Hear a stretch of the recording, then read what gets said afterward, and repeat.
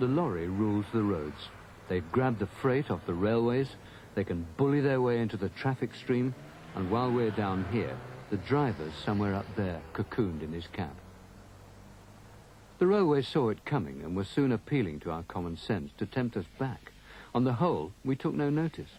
Well, we remained nostalgic about steam trains because once every little boy, and no doubt lots of little girls, wanted to be an engine driver. But it was all too late.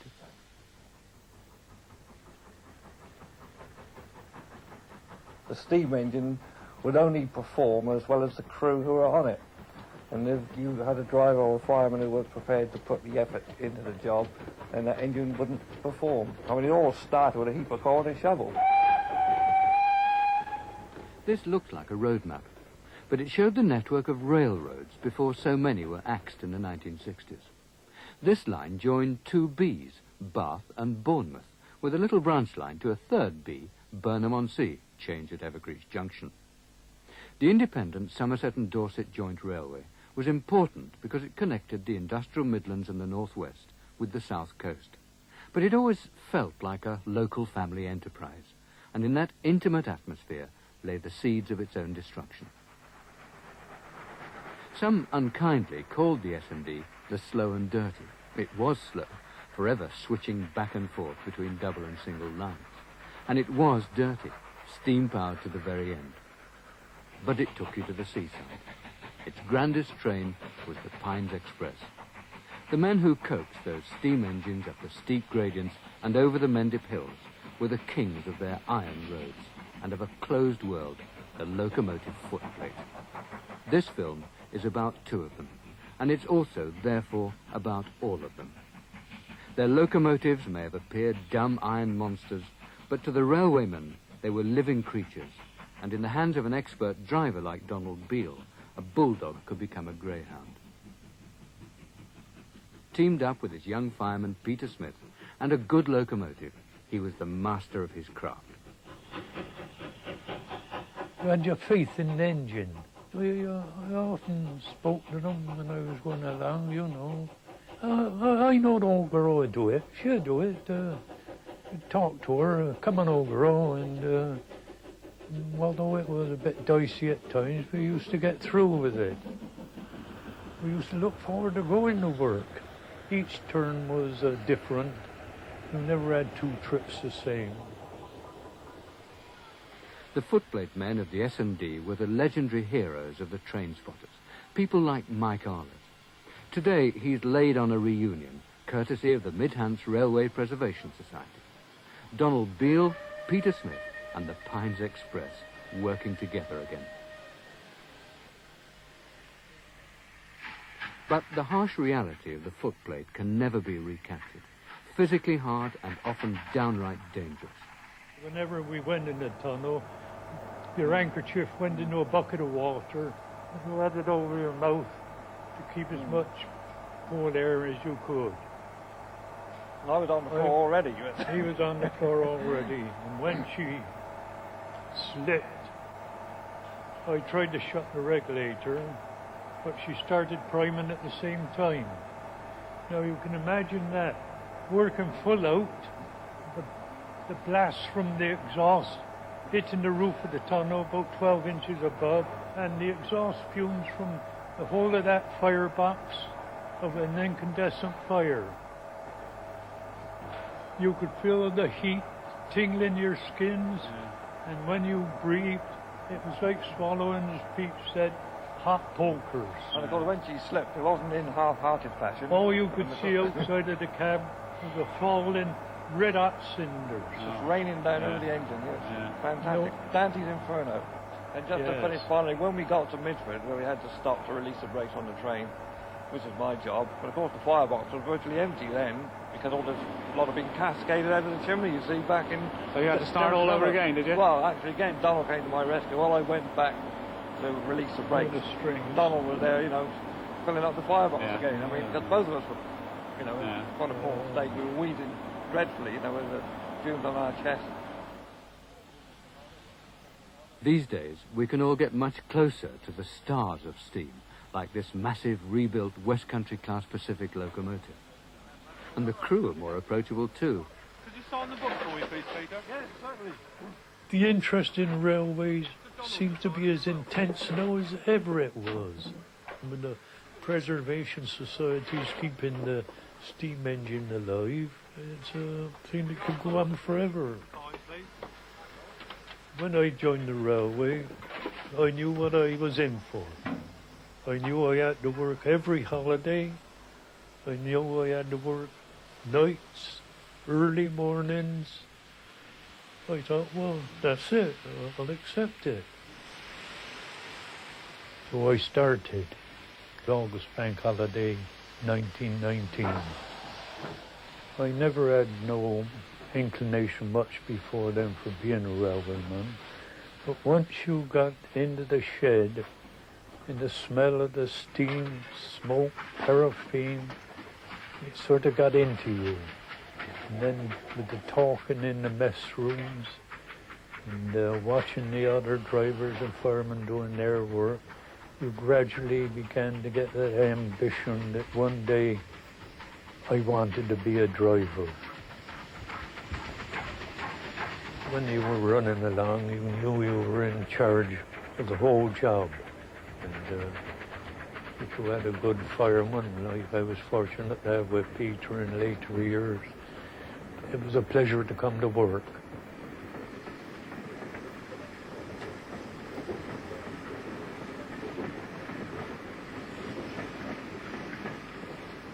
You had to have your eyes outside, and your nose was constantly the smell of a hot big end. Your ears would catch perhaps a squeak, something's dry out there, or perhaps a of a piston gland beginning to blow. All your senses were keyed up as you went along, even your feet. If you went over a rail joint and it dipped a little bit, your interest was sustained all the time. Yeah, I remember working excursion to Bournemouth. And I thought to myself, oh, what a lovely job this is. I'm going down to the Bournemouth and I'm getting paid for it going down there.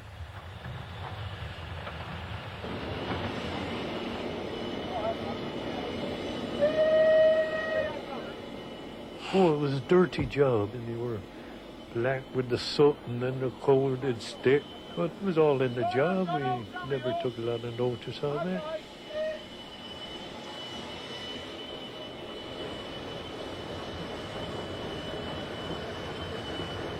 Does it feel the same or different? Just the same as ever. Yeah. Can you imagine yourself somewhere between Bournemouth and Bath now? Yes, and I wish I was doing the whole trip. You wish you were? Yeah, you feel the motion through the floorboards the same. And what sort of things will you be looking out for now, Donald?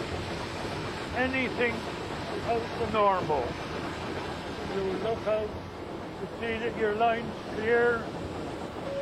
You look for children or obstacles on the track. You've got to get the train into the destination on time and the passengers walking safely away. Yeah. That's all our job is. And what about when you got to a steep bank? How did you manage to maintain speed? What did you have to do? Well, that was Peter's job. We work as a team. Yes. I use the steam that Peter creates with good firing. A good fireman, he never wastes coal. He doesn't waste steam blowing off at the safety valve. Gets the steam pressure right up to the red mark, and I use it as economically as I can. When I get to a steep bank, I drop the gear down and open the regulator a bit more, yes, to supply more steam to the pistons. And were these good engines to work on, these Bully Pacifics? Did you like them? I like the original West Country best. West Country's was the female of the species. She had a nice green dress on, and She was light and dancing on her feet, and if you spoke to a 9, you got a woof, woof. But if you spoke to a West Country, chifty, chifty, chifty, chifty. That's all she whispered to you. She never had a real bark on her. Put her up in society on first-class coaches or passenger train, and she was in her element, but she didn't like getting her hands dirty on coal trains or anything like that. No, she was a lady of the locomotives. If the West Country class was a lady, the Class 9F was a bruiser, designed to take steam into the 80s, built for freight and fast enough for the Pines Express, ironing out the Mendip gradients without the need for doubling up. It's 2,000 horsepower, enough to make a fleet of today's motorway juggernauts redundant.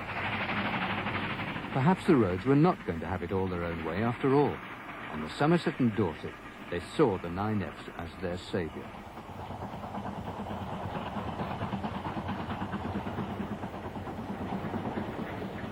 But even the 9Fs couldn't save the line. Government policy was one juggernaut that couldn't be stopped. This was Evercreech Junction.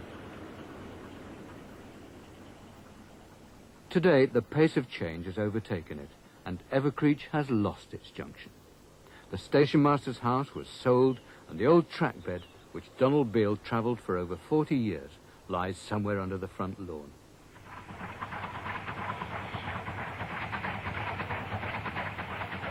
It wasn't simply that, for the accountants, double-heading the locomotives on the Somerset and Dorset was inefficient. Jointly run by the Southern and LMS, it was always a smut in the eye of the mighty Great Western Railway.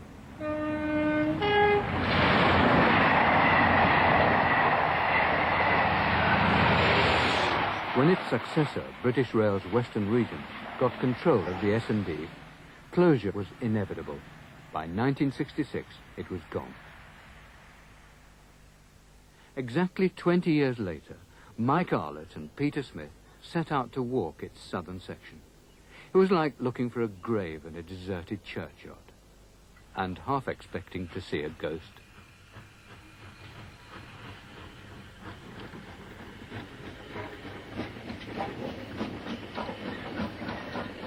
This signal box governed the web of lines at Temple Combe, which was the junction of the Southern Railway's line to Waterloo and the Somerset and Dorset.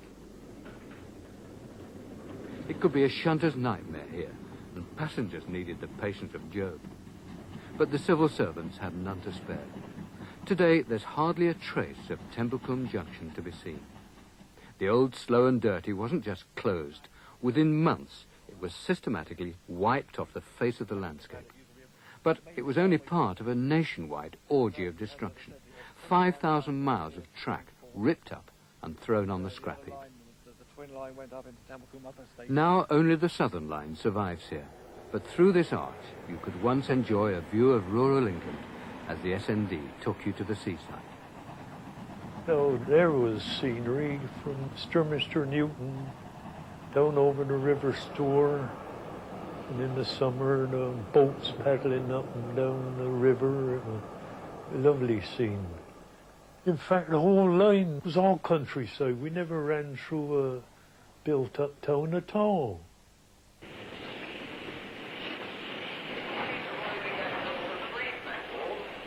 Will be a stopping train to Bournemouth calling at Penn Street, Stourbridge, Sturminster Newton, Shillingstone, Blandford, Canton, Temple Combe, Sturminster Newton, Stourbridge, Shillingston, to Blandford. Yes, it was a marvellous scenic railway.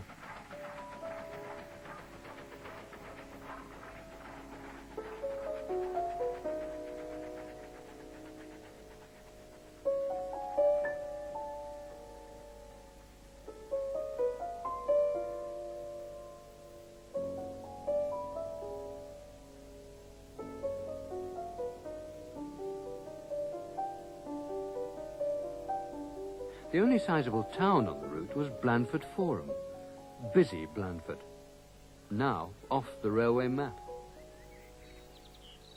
Little boys will soon be saying to their fathers, "What's that, Dad?" Was it a castle or a church It's rather or odd to something? think that's been left, isn't it? Yeah. I wonder for what reason. There must be something behind it. Of course, Every night I lay in bed and visualise some part or another. Yeah. That's where the knowledge of the road came in. You had a mark for every signal on the road. Perhaps at Sturminster, an iron bridge. You're running into Blandford, there's an iron bridge. The rattle of that iron bridge would, I know where, 50 yards ahead, there's a home signal up in the bank. And another time you'd get a rock bottom in the track and you'd get a rrrr as you went over it. And the overbridge where you dive under, and they all register in your mind and tell you exactly where you were to. And going over the same road day in, day out, year in, year out for 30, 40, 50 years, you began to know it. I was just a schoolboy and a sort of train spotter when I first met Donald. And he was always approachable and, ideally wanted to get up on the footplate and frightened to ask drivers, but Donald sort of sensed it and said, "Want to come out, son?" Yeah. And that really started the friendship.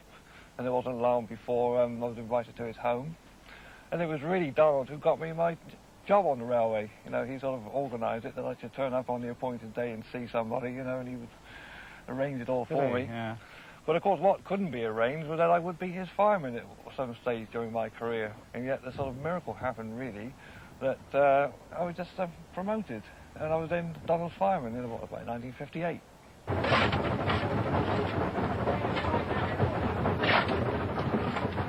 The footplate environment is compounded of sort of heat, dirt, violent movement, and nothing is achieved without hard physical effort. The West Country Pacific, for example, the great area on one of those is about 38.5 square feet. So we're talking about 40 domestic fireplaces, if you like.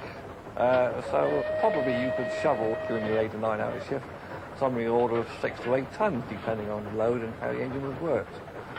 And it's all done on a moving platform.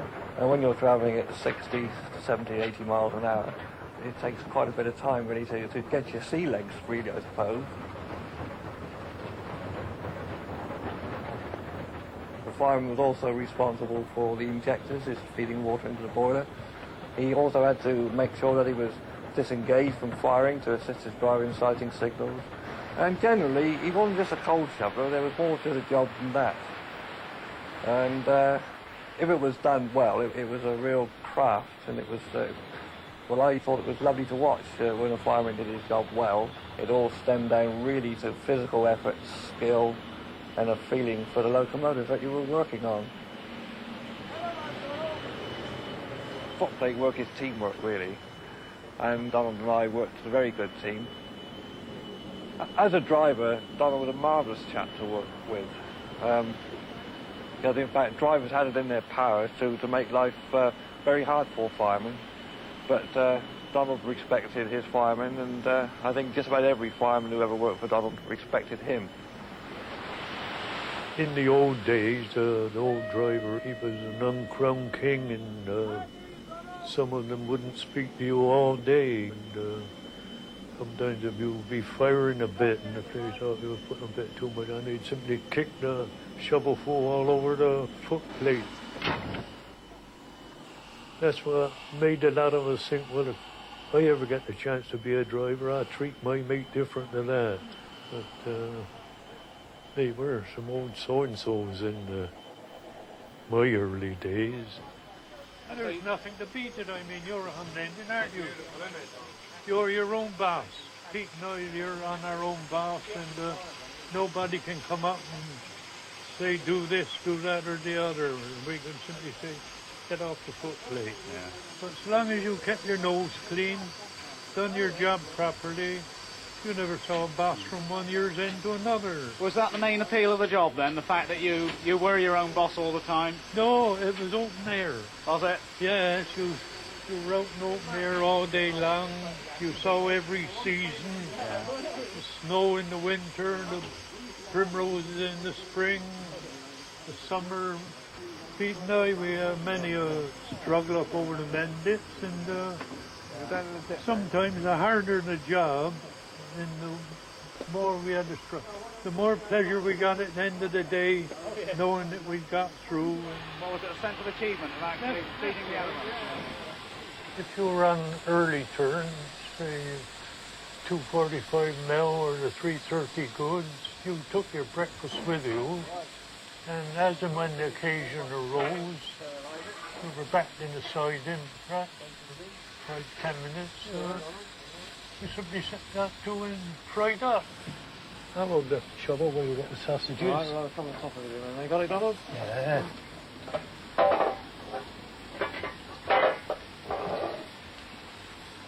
Right.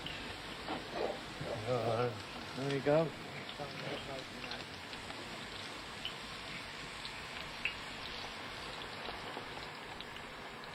Shake them over, Keith. There you go.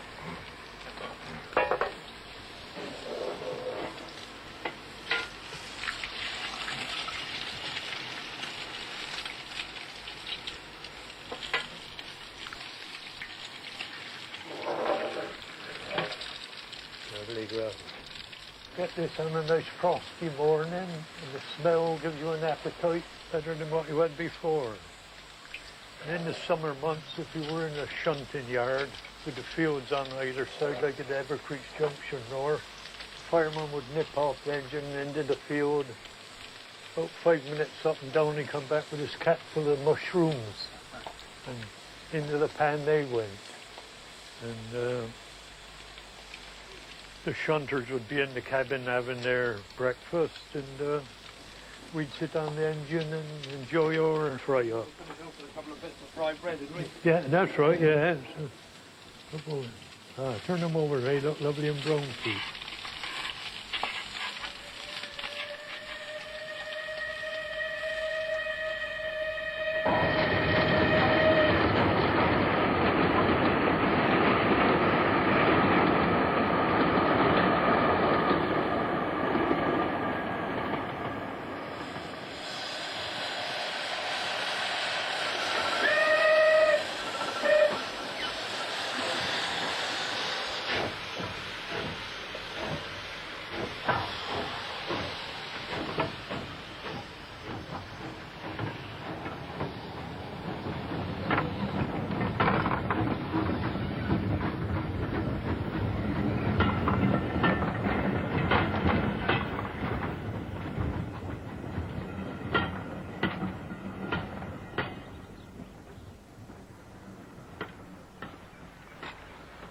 I think this is the only piece of S&D rail still in situ between Bath and Broadstone. Well, I didn't think there was any, so that's something I've learned. Oh, there you are, look. And I would imagine this is part of the old signal box. Signal box, yeah. Anyway, you were interested. We got to know them over the years, you know, and Charlie, Tom, Dick or Harry, and you never knew them all by surname, but that's the way we used to work with each other. It was very nice too. And it was the same with the permanent waymen. All right, if I ride through the Shillingston with me this morning, driver? Come on, Charlie, come on up. And hello, Don or Peter. There was no, I'm the driver and you're the port or anything like that. You know, it was a family affair all round. The person that's here was a victim of the tragedy of this situation. You know, if they'd tried, shall we say, improving the service or some form of dieselisation or better advertising or just something, you know, to try and improve things. Yeah. But nobody tried. It was just left to rumble on, and the feeling was that they wanted it to close. They did. The man who wielded the famous axe, Dr. Beeching, said years later, "People ask me now if I'm sorry I closed so many branch lines, but I'm not. I wish we'd been able to close more." He was in the chemical industry, ICI, soap powders and detergents. Yeah. Instead of electrifying the railways, he electrocuted them. It all happened at such speed, and to people like Donald Beale, who didn't live in a world full of unemployment and redundancies. I felt then like the old coach drivers must have felt when the railways came in, that we were being wiped out and a new form of transport was coming in. when I went up on the last day practically. I was ashamed to be on the railway. It had gone rack and ruin, wicked really. But no, it's all gone, and all gone by road. When I started, a railwayman was looked up to because he had a job for life. He was never laid off short. And as the 20s rolled on and the slump years came, he was looked up to more than ever. Oh, he works on a railway, he's all right. He would start as a porter, a cleaner, and finish up in the general manager's chair. And the thing is now, you can start on the railway, you can rise up so far, and then there's a brick wall. You can't go beyond that. That's for the boys to come in from the universities. Because here we're coming out to Brook Junction, and what's it, 63.5 miles from Bath it used to be. And where was the actual station then? It was just down here. You can see in the distance the Broadstone Hotel, and the station was just to the right of that. And that was the end of the S&D? That was the end of the S&D. Soon, even the main line, which the S&D joined here at Broadstone Junction, would be torn up. Peter Smith abandoned his boyhood dream and left the railway. Donald would soon retire, but before the team was broken up, he had a parting gift for Peter up his sleeve. The chance to drive the very last Pines Express with Evening Star, the last steam engine built by British Rail. He worked the last Pines. And any man that can take a Class 9 up over the Dorset, unassisted with 12 bogies and 450 ton behind for a start, got to know his job. I'd driven the Pines with Donald in attendance on several occasions, but this was the first time when I was in charge, and it's a different matter, because when I was driving, I could always look over to Donald for a bit of support, but when you're in charge and he's not there and the other lad is looking at you, there's a different feeling altogether. It had to be the high point of my railway career, and Donald said to me, you go and drive that train on Saturday. He said it would be something, he said, that you will always remember throughout your life, and of course it is. I was just 24. Yeah, because I knew we could do it as well as what I could do it, and I never had no qualms about it, and it meant more to Pete than it did to me.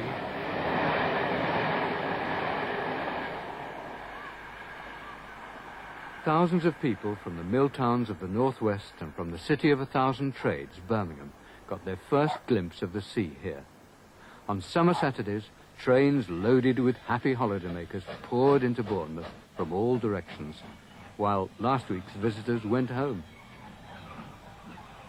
By through trains to Manchester, Liverpool, Leeds, Cleethorpes and Sheffield, they wound their way back up to Somerset and Dorset. The railway today stops just short of its old destination and is no more than a siding on the end of a marshalling yard.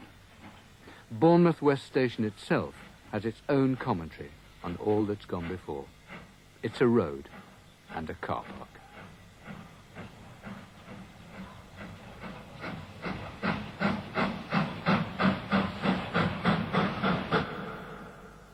Steam was entirely different. You could sort of mould steam. You get back, you were proud of what you'd done. You discuss it with your colleagues. You know, we took 500 tons up Parks and Bank today or something. They say, did you? They would relate that to physical effort. They could sort of sense what you've been through. There was this sort of comradeship.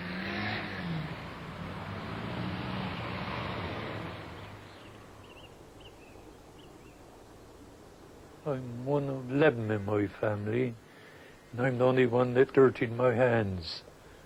Yeah. I hope if the good Lord sends me back down on earth again, I can start on S&D as a cleaner again. I shouldn't want nothing else.